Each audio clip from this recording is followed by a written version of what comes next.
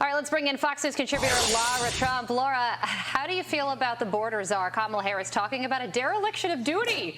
Really?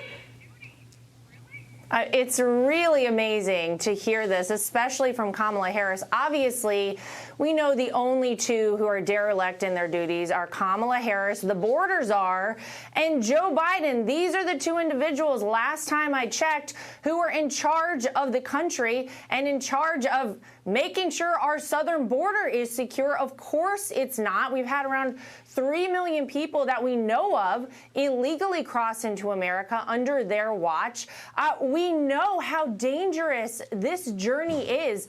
Up through our southern border, around a third of the women who come up through our southern border are sexually assaulted. You saw those armbands that Griff just held up there.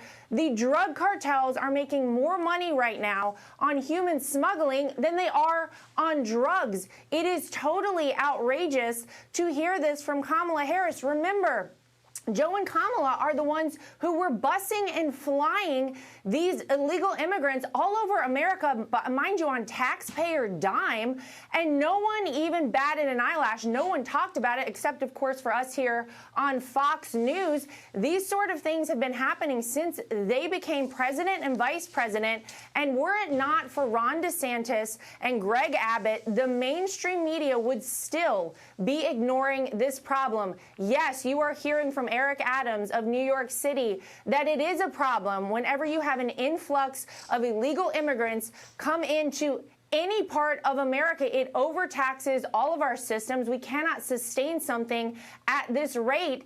And then it is so rich to hear from these same people that Donald Trump was part of the problem here. They love to try and blame Trump, of course, for any and everything. But all you have to do is look at the numbers, guys. Under President Donald Trump, we had historically low border crossings. Under Joe and Kamala, it is historically high. People know the truth here, but it is very rich, of course, to hear from Kamala Harris. And then quickly to this, Meta says former President Trump may be allowed back on Facebook before the presidential election. Would he go back on, yes or no?